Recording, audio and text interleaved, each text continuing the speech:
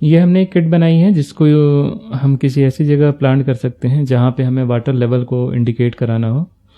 यहाँ पे एक इंडिकेशन के लिए हमने एक 7 सेगमेंट डिस्प्ले यूनिट यहाँ यूज़ किया है, जिसपे हम नंबर ऑफ़ लेवल्स को डिस्प्ले करा सकते हैं। जैसे जैसे वाटर लेवल इस कंटेनर के अंदर बढ़ेगा वैसे वैसे यहाँ पे सेगमेंट पे नंबर बढ़ेंगे। फॉर एग्जांपल अभी इसमें कोई वाटर नहीं है, यानी एम्प्टी है बिल्कुल, तो यहाँ पे 0 शो कर रहा है। और जैसे हम वाटर लेवल बढ़ाएंगे इस ग्लास में, ये आप देख सकते हैं वाटर लेवल बढ़ता जा रहा है। ये भी 1 शो कर रहा है।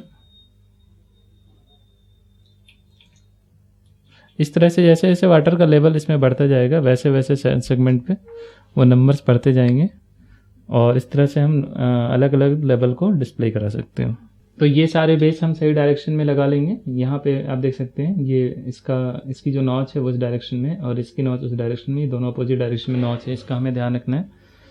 इसके बाद हमें 7 सेगमेंट लगाना है। तो 7 सेगमेंट लगाने के लिए भी हमारे पास 2 ऑप्शन है, या तो हम डायरेक्टली 7 सेगमेंट को लगा दें इस पर, या फिर इसके लिए हम बेस यूज़ कर सकते हैं 7 सेगमेंट के। ये राउंडेड बद स्ट्रिप है, इसको एक यहाँ लगा देंगे और एक यहाँ लगा देंगे, और इसके ऊपर से हम ये 7 सेगमेंट इसके ऊपर हम लगा सकते हैं। और यहाँ पे ये सारे रेजिस्टेंसेस आप देख सकते हैं, रेजिस्टेंसेस लगे, ये सारे हम किसी भी डायरेक्शन में लगा सकते हैं।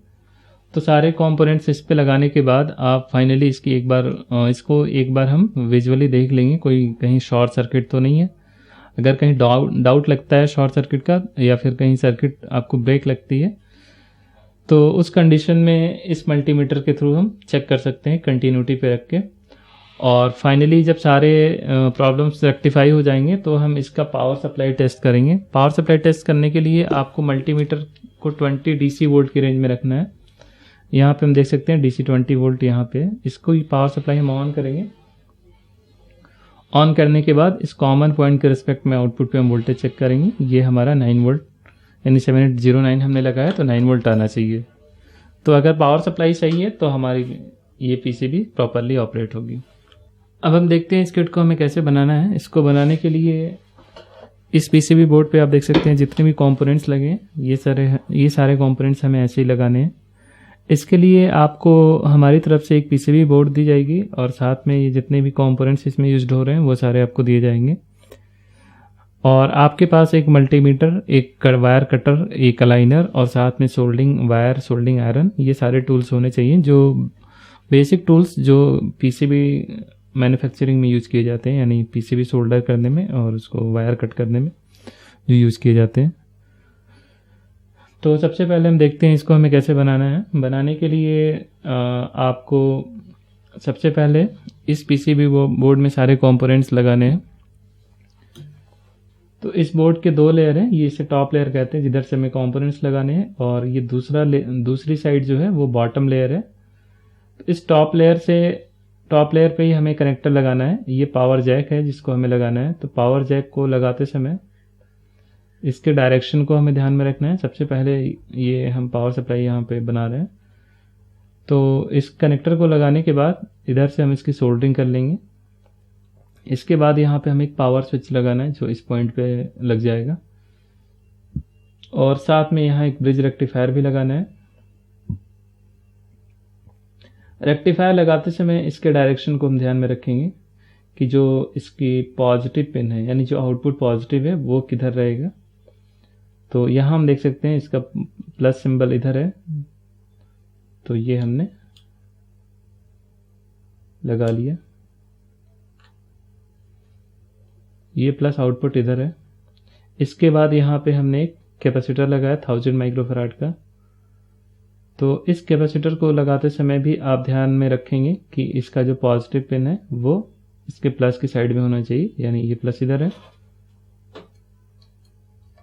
तो इसका पॉजिटिव भी इधर ही होगा। इसके बाद रेगुलेटर IC लगानी 7805। तो रेगुलेटर को हम डायरेक्टली भी इस पे माउंट कर सकते हैं, यानी इसमें लगा के इसकी हम सोल्डिंग कर सकते हैं, या फिर इसके लिए एक बर्ज स्ट्रिप यूज कर सकते हैं, फीमेल टाइप का स्क्वायर बर्ज स्ट्रिप। इस स्ट्रिप को हमने यहाँ लगा दिया, 3 पिन आप कट कर लेंगे कटर के थ्रू और इसको यहाँ लगा लेंगे। इसकी सोल्डिंग करने के बाद इसमें हम इस IC को डायरेक्टली माउंट कर सकते हैं।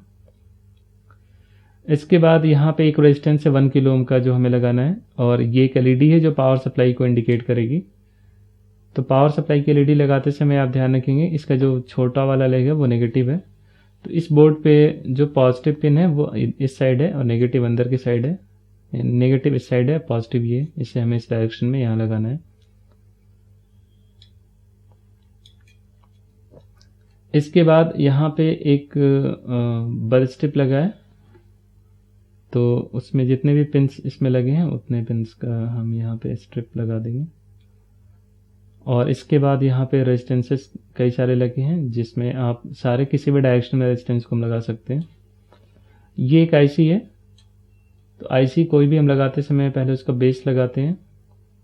बेस लगाते समय इसके डायरेक्शन को आप ध्यान रखेंगे, यानी इसकी जो नॉच है, जो कट बनी हुई है वो किस साइड में है, यानी इस आईसी की नॉच आपको इस तरफ रखनी है, जैसा इसमें आप देख सकते हैं। तो ये बेस हमारा ऐसे लगेगा और इसके ऊपर से फिर हम आईसी को माउंट करेंगे। इसके अलावा इसमें कई सारे ट्रांजिस्टर्स लगे हैं, तो ट्रांजिस्टर जो भी लगे हैं आप सबके डायरेक्शन को इसमें देख सकते हैं इस बोर्ड में। इसका सबका फ्लैट सरफेस जिस डायरेक्शन में है उधर ही हमें रखना है। जैसे इसका फ्लैट सरफेस इस तरफ है तो इधर ही रहेगा, और ये फ्लैट सरफेस इधर है, इसका फ्लैट सरफेस बाहर की तरफ है, इसका फ्लैट सरफेस इधर की तरफ है। यानी ये सारी चीज़ें, ये सारे सरफेस जो हैं वो सही डायरेक्शन में होने चाहिए। यहाँ पे भी एक आईसी लगी है, ये 7 सेगमेंट डिकोडर है, तो इसको भी लगाते समय आपको ध्यान में रखना है कि इसका जो नॉच है, जो कट बना हुआ है वो इस तरफ है, यानी इसका भी जो बेस हम लगाएंगे वो इसी तरफ रहेगा और इसका बेस भी, इसका बेस उस तरफ रहेगा।